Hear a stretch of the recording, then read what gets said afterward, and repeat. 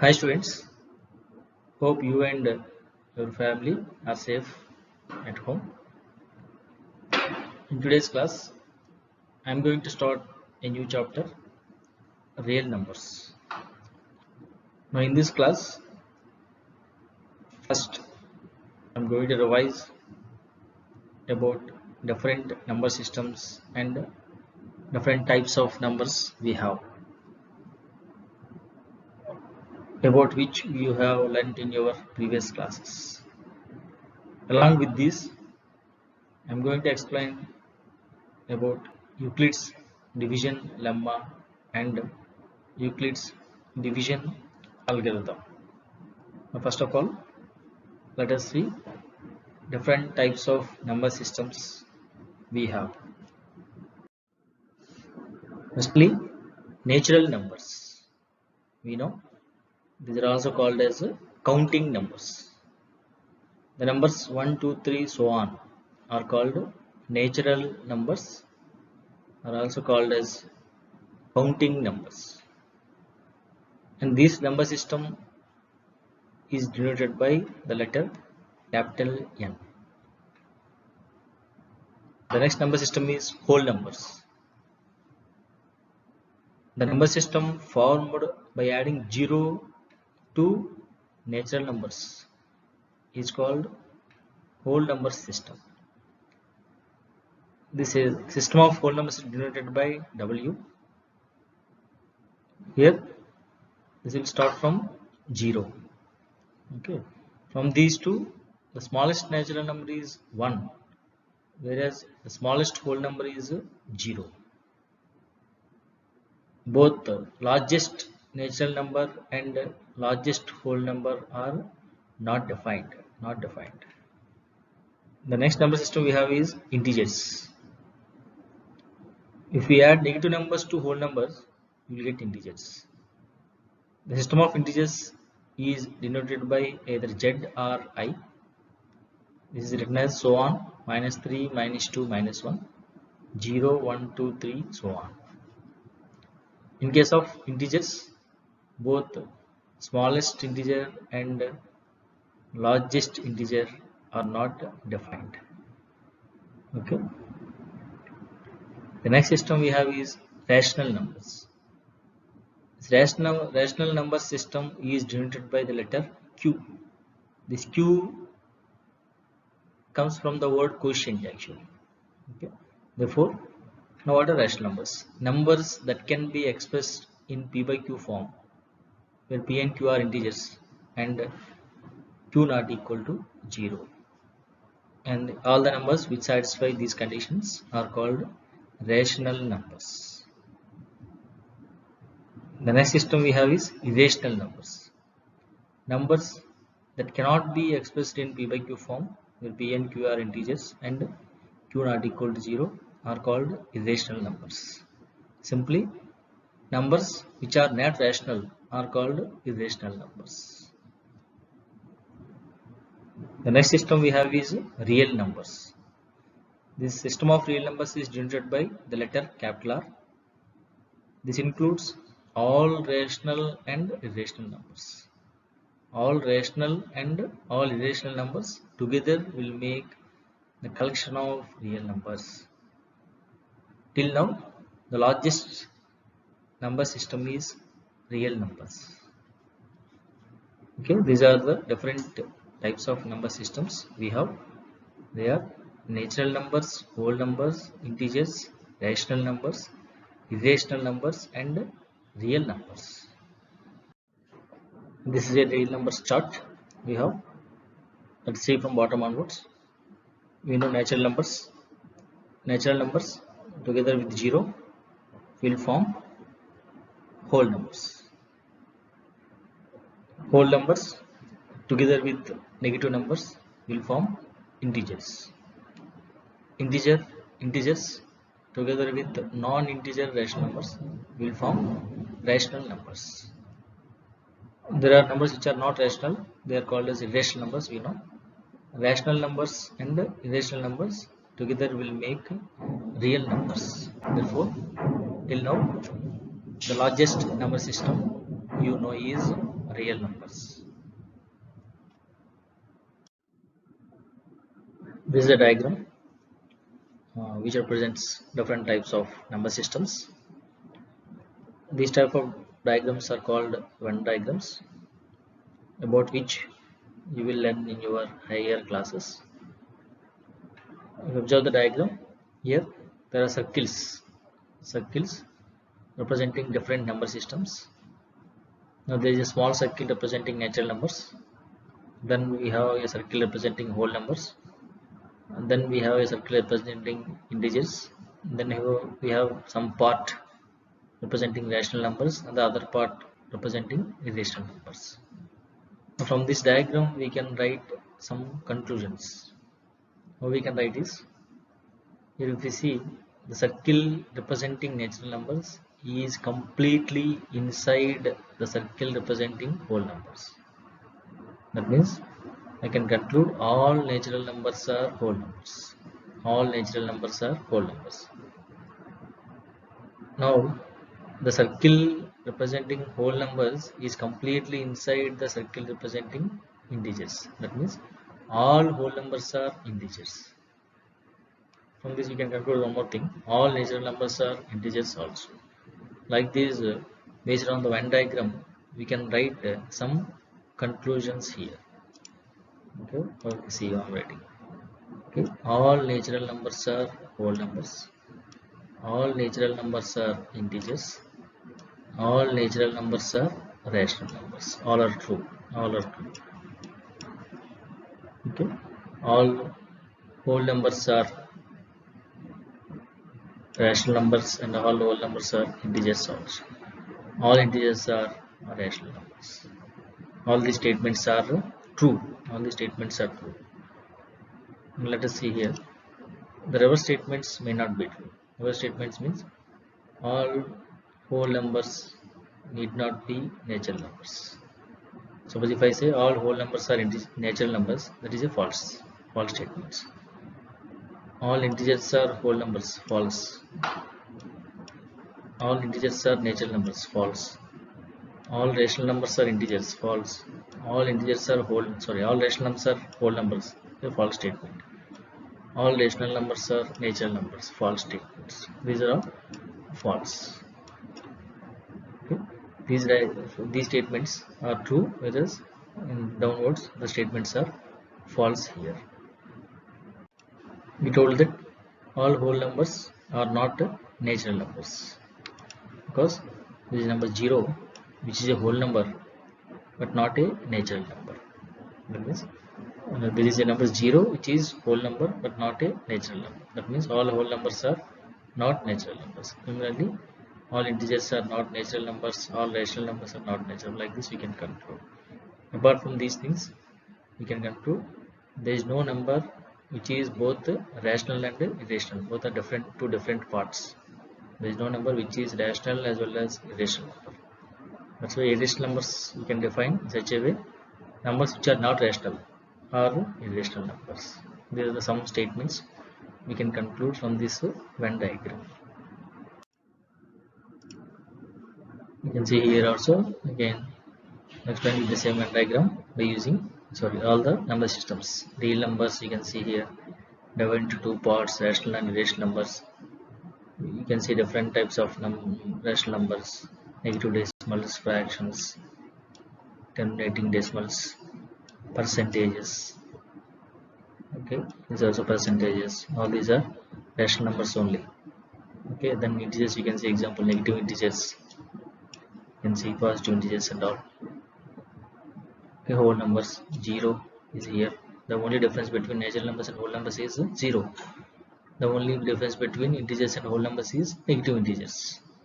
Inside we have natural numbers. You can see the circles here. This is also one type of representation of number systems. Now let us see integers. There are different types of integers. We can name different types of integers here. We know the integers are represented by, the collection of integers is denoted by Z or I. We'll write them as so on -3, -2, -1, 0, 1, 2, 3, so on. Now here we have positive integers. Positive integers 1, 2, 3, so on are called positive integers. That means numbers which are on the right of 0 are called positive integers. Similarly, numbers which are on the left of 0 are called negative integers. Therefore, 0 has no name here. So 0 is neither positive nor negative. 0 is neither positive nor negative. With the help of these three lines, we can define some two more types of numbers: non-negative integers and non-positive integers. Non-negative integers means the integers which are not negative. Which are not negative. Which are not negative means here negative integers are so on -3, -2, -1. We have to remove these numbers. The remaining numbers are called as non-negative integers. The remaining numbers of 0, 1, 2, 3, so on are called non-negative integers. Okay. Similarly, non-positive integers. Non-positive integers are nothing but the numbers which are not positive. The numbers which are not positive. That means you have to remove positive numbers. The remaining numbers are 0, -1, -2, -3, so on. That's why these are called non-positive integers. Therefore, integers we divide into 4 categories. We named them, that's enough. They are positive integers, negative integers, non-negative integers, non-positive integers. Okay. Now we have even numbers and odd numbers. We know even numbers. Numbers divisible by 2 are called even numbers. Numbers which are not divisible by 2 are called odd numbers. Therefore 2, 4, 6, 8, so on are called even numbers. 1, 3, 5, 7, so on are called odd numbers. Let us see prime numbers. The natural numbers greater than 1 which are divisible by 1 and the number itself are called prime numbers. Now number of factors of a prime number is only 2, 1 and itself. We can define these prime numbers as numbers with 2 factors are called prime numbers. Here I am providing list of prime numbers till 1000. You can by heart these prime numbers as many as possible. Now, composite numbers, numbers having more than 2 factors are called composite numbers, or you can define like this also. The natural numbers which are divisible by 1 itself and any other number or numbers are called composite numbers. Now, one is neither prime nor composite number. Here, if you see, these are natural numbers. Natural numbers are there.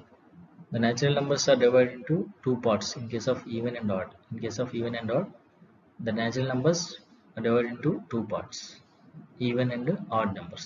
That means if you take any natural number, it can be either even or odd ended. Similarly, natural numbers are divided into 3 parts in case of prime, composite and 1.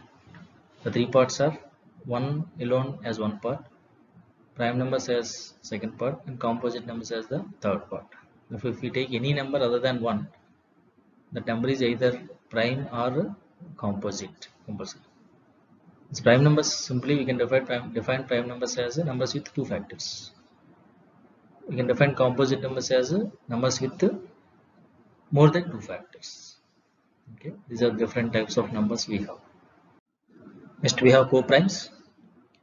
A pair of numbers or integers which have only one as their common factor. For example, 3 and 5. If we take 3 and 5, their common factor, 3 has factors 1 and 3, 5 has factors 1 and 5.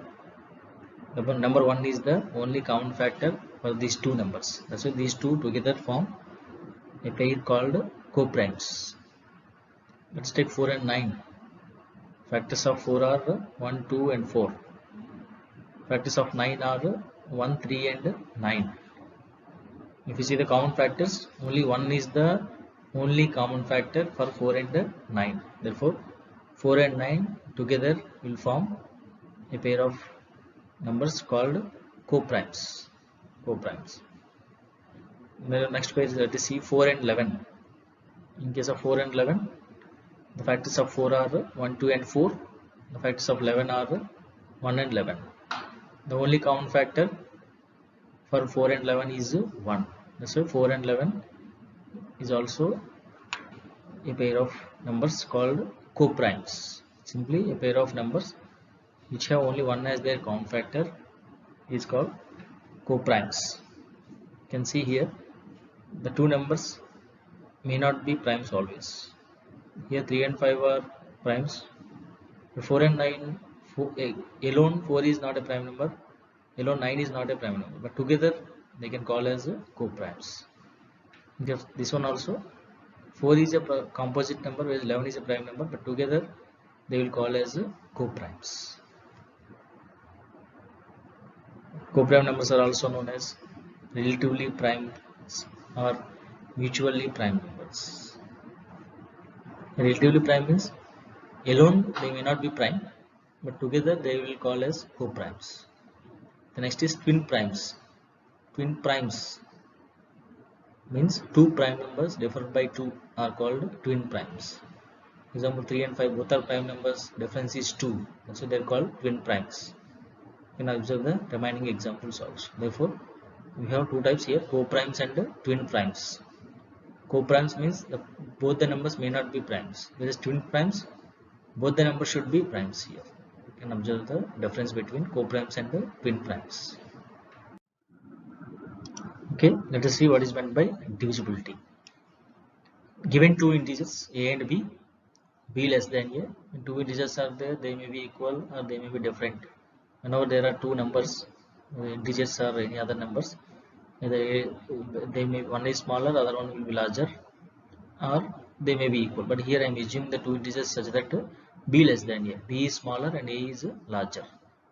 If a is equal, that means larger number is equal to b into k, bk is b into k for some integer k. Then we say that b is a divisor of a, other names are b is a factor of a, or a is a multiple of b. This is written as b divides a. Simply you should write like b, a straight line, and a, b divides a. We will call this as b divides a. Remember here in this divisibility, whatever the numbers we are using, all are integers. In particular, in our syllabus, we will have only positive integers. Let us see what is meant by this divisibility by taking some examples. For example, I will write 3 divides 12. This is true because 3 and 12 are integers. Given two integers, I have taken two integers as 3 and 12. For example, a is equal to 12 and b is equal to 3. I have taken according to the definition. Now here very clear, b less than a, 3 is less than 12. Now I can write a is equal to, that means large number is equal to, I will have b into a small number into some number will exist, 3 into 4. The some number is 4 here. This number can be any number, but here there is an 4, there is an integer 4, existing of 4 is there, such that 12 is equal to 3 into 4. That's why you can write 3 divides 12. Let us see one more example. Okay, 7 divides 28. 7 divides 28. For example, large number here is 28. A is equal to 28. Small number here is 7. B is equal to 7. Okay, I can write 28. Large number is equal to small number into some other number. The number can be any number. Here also I am getting 4. 7 into 4. I can write large number is equal to small number into some other integer. That's why I can write 7 divides 28. This is also true. For example, 8 divides 56. This is also true because here large number is a is equal to 56. Large number I taken as a, small number is equal to b as 8. Now large number, I should get large number is equal to 56 is equal to small number 8 into, I need some integer. Here I can find some integer. The integer I can find is 7. As we can write 56 is equal to 8 into 7. We say that 8 divides 56. This is written as like this. Like this we have examples for divisibility. Okay, and we can observe, suppose 7 divides 21. This is also true. 3 divides some 15. This is also true because 15 can be written as 3 into 5. 7 divides 21 because 21 is equal to 7 into 3. There is exist of number 3 such that 21 is equal to 7 into 3. Therefore, in all these cases, you can write this is divisibility. You can check divisibility. For checking divisibility, whether it is true or false, take the large number as A, small number as B. Therefore, large number is equal to small number into some integer you have to find. If you are able to find that integer, this divisibility is true.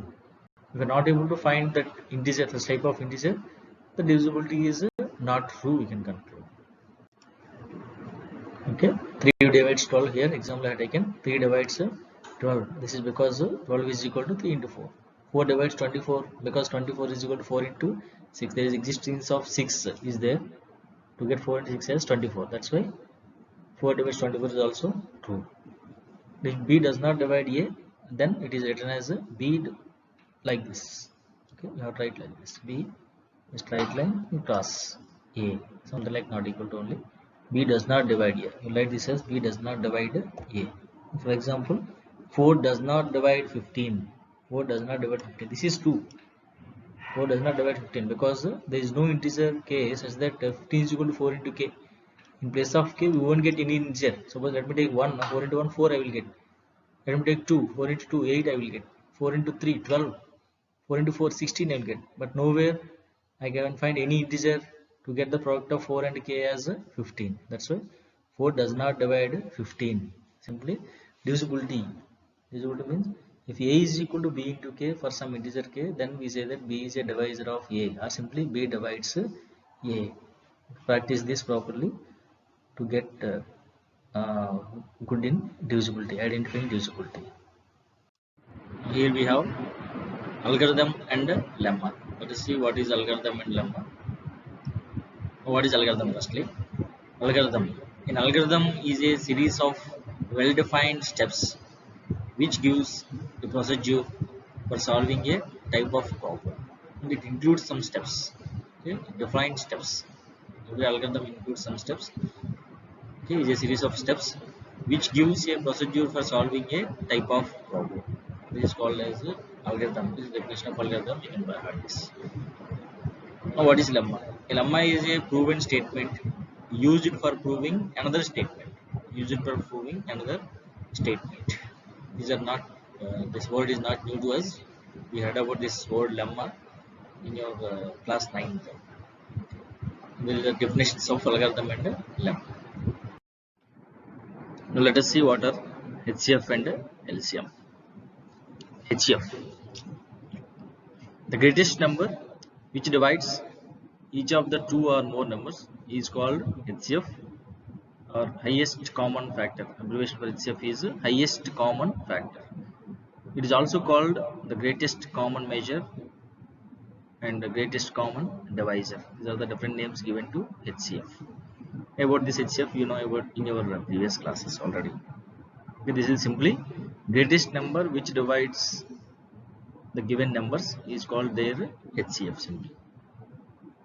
Now LCM, the least common multiple. LCM is the least common multiple, or lowest common multiple you can say, or smallest common multiple, or these are different names given to LCM of two integers a and b, usually denoted by LCM of a comma b, is the smallest positive integer that is divisible by both a and b. In case of HCF, that is the number which the greatest number which divides the given numbers. Whereas in case of LCM, the smallest positive integer that is divisible by the given numbers is the LCM of given numbers. Here we define for only two numbers, but LCM we can define for any number of numbers. Okay. About these things you know in your previous classes. There is a relation between HCF and LCM also, which we learnt in our next classes. I mean, in coming classes we will know more about the relation between LCM and HCF and all. Now let us see what is Euclid's division lemma. Now very clear, the name itself says it is related to division. Okay, Euclid's division lemma. for any two positive integers a and b less than a, there exist unique integers q and r such that a is equal to bq plus r. The condition for r is 0 less than or equal to r less than b. 0 less than or equal to r less than b. Let us see what is this. Before explaining Euclid division number, let me explain this condition. What is meant by this condition? The condition is, suppose I'll have 0 less than or equal to r less than 4 I have. Okay, what this condition means? The condition is the values of r, that is he has given 0 less than or equal to r, that r can be 0, next value is 1, next is 2, next is 3. We should not take 4 because it is strictly less than 4. It is strictly less than 4. That means r will have 4 values, 0, 1, 2, 3. Let me take one more condition. 0 less than or equal to r less than some 2, suppose I have. That means r is equal to, the least value of r is 0. Starts with 0 because we have condition 0 less than or equal to r. Next integer is 1. Next we should not take 2 because r is strictly less than 2. Okay, the condition means, suppose I have 0 less than or equal to r less than some 10 I have. 10 I have. This itself means r is equal to, starting with 0, next value is 1, next is 2, so on. How many values I have is, last value I have is 9. You should not take 10 because r is strictly less than 10. Up to 9 I will have. This overall, when values given to r are 10 values will give 1 to 9, 9 values and plus 0. Therefore 10 values will get. When 0 less than equal to r less than 4, they are getting 4 values. They are 0, 1, 2, 3. When 0 less than equal to r less than 2, you are getting only 2 values, 0 and 1. Like this you will have values for r based on the condition. Here the condition is this one. Therefore the value of r can be 0 or in between 0 and b. 0 and b. Here b is a smaller number from the given integers. Among the given positive integers a and b, the b is the smaller number. Now let us see what is this Euclid division number by taking some examples. Now for any two positive integers a and b, it's telling you have to take any two positive integers. Let me take two positive integers 14 and some 3. I have taken two positive integers, both are positive. Okay, a and b. Now here we are taken condition that b less than a, b less than a. It's not mandatory, you can take a less than b also, but here we have taken b less than a. Among the two integers, one is smaller, other one is larger. Smaller one we have taken as b, larger one as a. A is equal to 14 and b is equal to 3. B is equal to 3. That means b less than a I have taken. B is smaller and a is larger. The condition is there exist unique integers q and r. There exist unique integers q and r such that large number is equal to small number into some q and some r. What are these two q and r? Simply I will divide the large number 14 with the small number 3. Okay, what I will get? 3 4s 12. The remainder I will get is 2. With the help of this, I can write 14 is equal to, large number is equal to small number into q. The q is here 4 plus r is 2.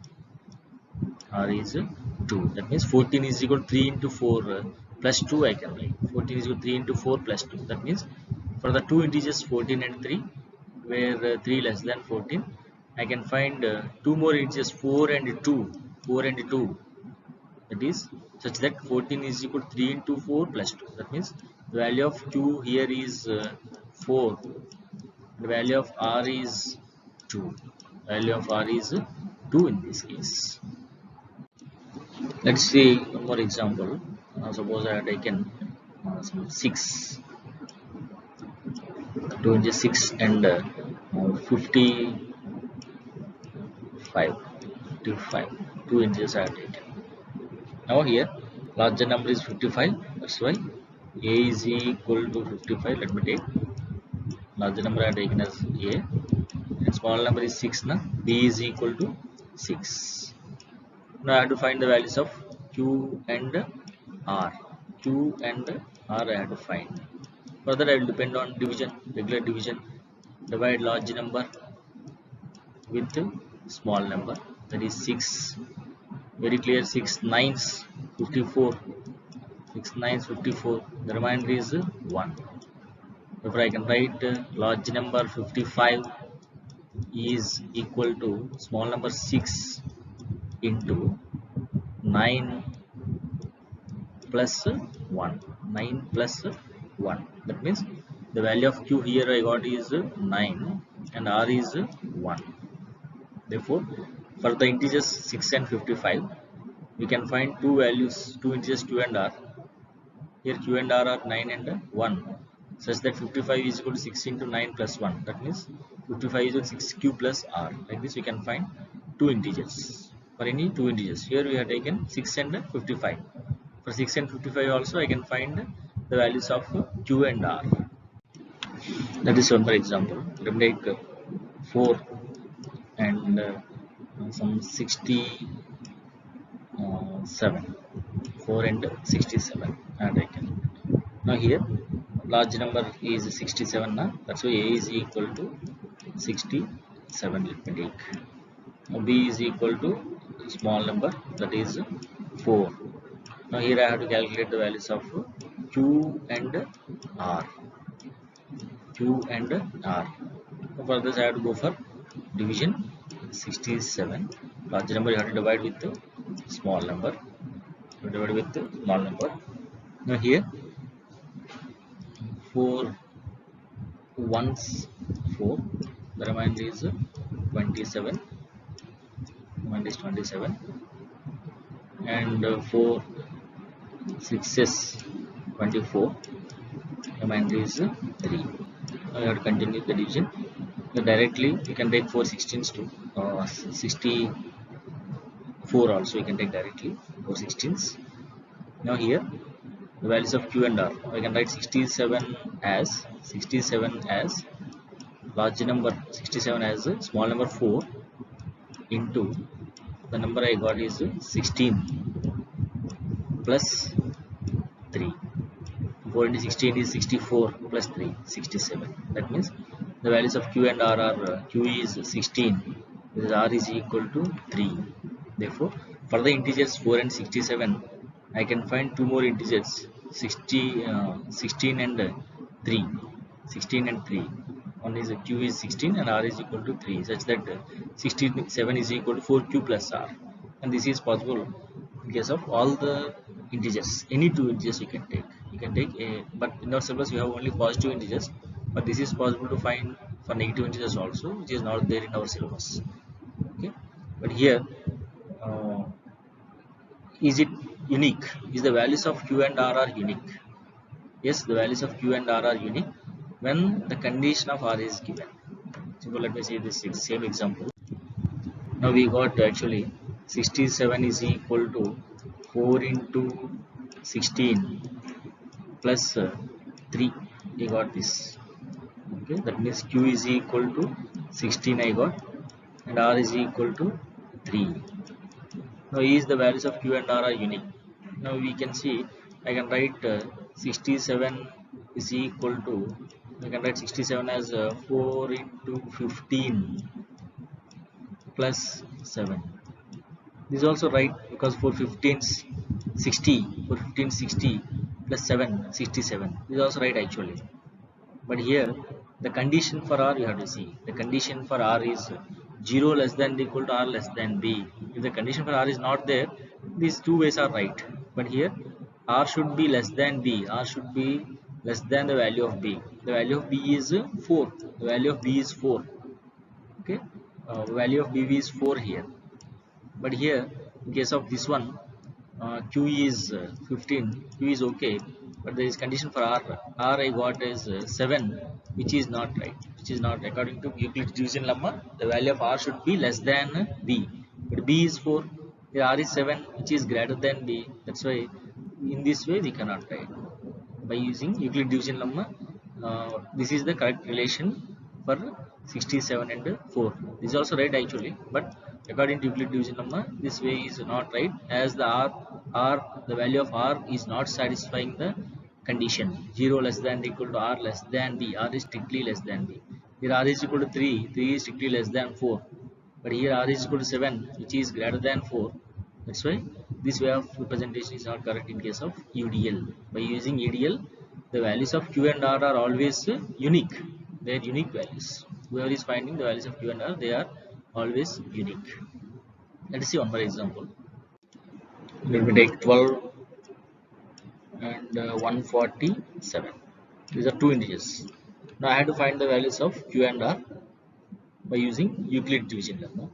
For this, the large number is 147. Take A as large number, that is 147. B is 12, a small number, take it as B, that is 12. If we do the division, very clear, 12 12 is 144. Right, I can write 147 is equal to, okay, 12 into 12 plus 3. 12 into 12 plus 3. Okay, what is one is usually we can do this in rough work. Divide 1 for large number with small number. 12 ones 12. The remainder is 2, 27, and 12 twos 24. Now remainder is 3. Therefore 12 12s 144. 12 into 12 plus 3. That's why 12 12s 144 plus 3.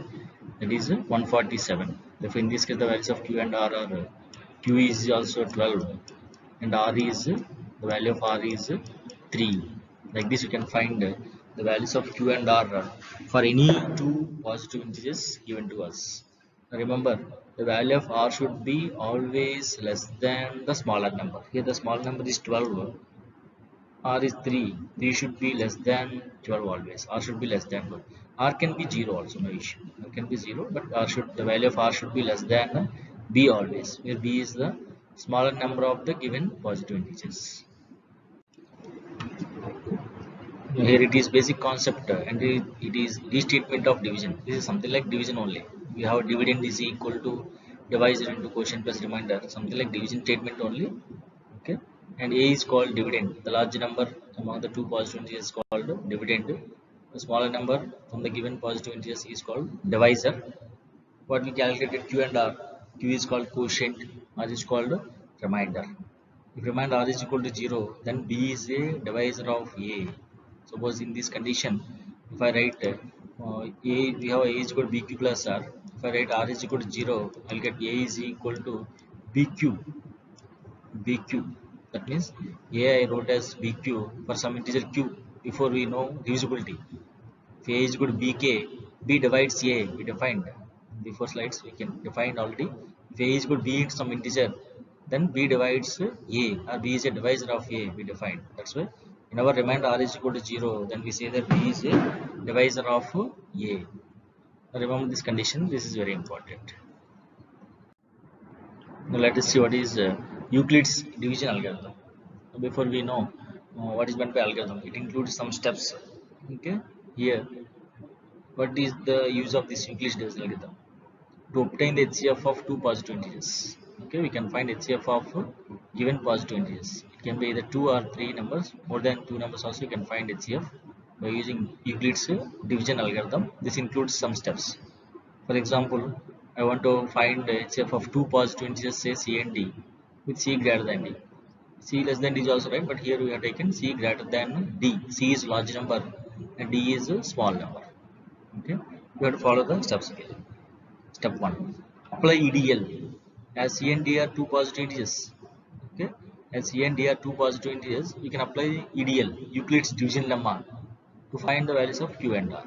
That's why the first step what you have to do is you have to apply EDL to C and D so that you find whole numbers or integers. Because we are discussing about only positive integers, you can say them as whole numbers also. Q and R such that C is equal to DQ plus R. Because 0 less than equal R less than D. Just in the before slide only we discussed for any two positive integers we can find the values of Q and R. Here to find HCF of C and D, apply EDL to these two integers and find the values of Q and R. Step 1, that is. Step 2, if R is equal to 0, R can be 0 also. If R is equal to 0, D is the HCF of C and D. The small number in the given two positive integers is the required HCF. If R not equal to 0, here two steps arise here. In step 2, there are two ways. One is R equal to 0 or R not equal to 0. R equal to 0 means we can stop the process. D is the required HCF. If R not equal to 0, then apply division lemma to D and R. Again, we can find two more integers. Okay, we have to apply division lemma to D and R. Now continue this process till the remainder is 0. The divisor at this stage will be the required HCF. Okay, that means to find the HCF of C and D, apply EDL to these two numbers, find the values of Q and R. If R is equal to 0, this is our HCF.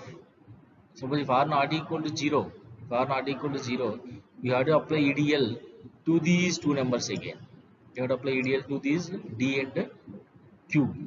You have to apply EDL, apply D and R. You have to apply EDL to D and R. You have to continue this process. This process will be clear to you if you do some problems by using this Euclid's division algorithm. Let us solve this problem. Use Euclid's algorithm to find the HCF of 420 and 130. 420 and 130.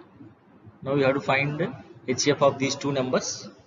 Now we know to find HCF of given positive integers, we have to follow some steps which are provided in Euclid's division algorithm. The first step is you have to apply EDL to the given positive integers. So here the two integers are 420 and 130. You have to apply EDL to these two integers. Okay. Now here 420 is larger, 130 is smaller. You have to write 420 is equal to. You have to apply EDL to these two numbers. What we can do is 420 is equal to 130 into 3 plus 30. In this step we can write directly, or else you can do the division end of work. Okay, divide large number with small number. That is here this is 130, this is 420. Here you can see the hundreds place. This is 100, this is 400s. A part of 30 is there. Let me check with 3. Okay, 390. The remainder we will get is 30. Okay, 30 is less than 130 only. That's why you can take condition. 420 is equal to 130 into 3 plus 30. Here remainder is 30. Remainder is not 0. That means again we have to apply EDL. Since 30 not equal to 0, we apply division lemma to 130 and 30, D and R. Okay, 130 and 30. For these two, we have to apply EDL. Okay, 130 and 30. That means here the large number is 130, small number is 30. Okay, we will get directly as 34's 120. The remainder is 10. That means I can write 130 is equal to 30 into 4 plus 10. Here also remainder is not 0. You have to apply EDL to these two numbers. Okay, here applied here these two. You have to apply EDL to 30 and 10. In 30 and 10, 30 is larger, 10 is smaller. That's why divide larger number with smaller number. We will get 10 3's 30. The remainder you will get is 0. That means here in this case remainder is 0. The remainder has now become 0. So our process will stop. You have to stop the process when the remainder is 0. The divisor at this step is 10, which is the required HCF. The HCF of 420 and 130 is divisor at the last step. The last step means where the remainder becomes 0. Therefore required HCF is 10 we will get. Okay. Therefore here what we did is to find HCF of 420 and 130. Okay. We applied EDL to these two numbers. we calculated the values of q and r. They are 3 and 30. They are 3 and 30. As the remainder is not 0, we applied EDL to these two numbers again. On 30 and 30, we got the numbers as 4 and 10. We got q and r as 4 and 10. Again remainder is not 0. Apply EDL to these numbers again. We got remainder 0. That's why 10 will be the HCF. Like this you have to do. You have to continue these steps till the remainder becomes 0 to get the HCF of given positive integers. Let's do one more problem. Use Euclid's algorithm to find HCF of 65 and 117. 65 and 117. Okay. Again, the two integers given are 65 and 117. Among this, 117 is greater than 65. If we write 117 is equal to 65 into some q plus some r. Okay, large number is equal to small number into some q plus some r. How to find these two values is simply apply, do the regular division. That means large number is 117. You divide large number 117 with the small number 65. How to know is here, except the first digit, the second digit is 6. Here first digit is 7, second digit is 11. If you go for 2 6s, 12, it is more than 11. That's why you have to go for ones only. 65, 165. The remainder will get is 52, which is less than 65. Which is less than 65. That's why you can go ahead with 117 is equal to 65 into 1 plus 52. Always the remainder should be less than the divisor. Okay? Therefore, here the remainder is not 0. That's why you have to apply EDL to these two numbers, 65 and 52. Okay, that means larger here in 65 and 52. 65 and 52, 50 not 0, we apply division number to 65 and 52. In 65 and 52, 65 is larger and 52 is smaller. Therefore, the very clear 52 once 52 and the remainder we will get is 13. 13. That's why 65 is equal to 52 into 1 plus 13. Here also remainder not 0. Since 13 not equal to 0, we apply the division number to 52 and 13. These two, 52 and 13. Therefore, large number is 52. While applying EDL to 52 and 13, large number is 52, small number is 13. Very clear, 13 fours is 52. Remainder will get is 0 here. Therefore, 52 is equal to 13 into 4 plus 0. In this case, remainder becomes 0. So our percentage stops here. Since the divisor at this step is 13, the HCF of 117 and 52 is 13. In this way, you can find HCF of any two given integers. Now what we did is we the two integers are 117 and 65. For these two integers we calculated the values of q and r. Here are 1 and 52. As 52 not equal to 0, we applied EDL to these two numbers 65 and 52. We got q and r are as 1 and 13. Again remainder not equal to 0. We applied EDL to these two numbers 13 and 52. We got the q as 4 and remainder as 0. Therefore 13 will be the HCF of the given two positive integers. Therefore, by using Euclid's division algorithm, we can find HCF of any two given positive integers in this way. Now in this class, what we have learned is, we learned about number systems, we learned about what are prime and composite numbers, what are coprimes and twin primes, what is meant by divisibility, we discussed, what is meant by algorithm and lemma, LCM and HCF. Apart from all these things, we discussed about what is Euclid's division lemma and how to find two unique integers q and r for any given two positive integers. Now what this Euclid's division lemma says to us is, for any two given positive integers a and b less than a, that means a we are imagining as large number and b as small number. In such case, we can find unique integers q and r such that a is equal to bq plus r, where 0 less than or equal to r less than b. The value of r should be less than b always. The condition is very important. This is Euclid's division lemma. With the help of Euclid division lemma, there is a formation of Euclid's division algorithm, which includes some steps to find HCF of given two positive integers. Okay, we can apply this Euclid's division algorithm to find HCF of any number of positive integers, but in this class we discussed about finding HCF of only two positive integers. In the next class we will discuss how to find HCF of more than two positive integers by using Euclid's division algorithm. Thank you.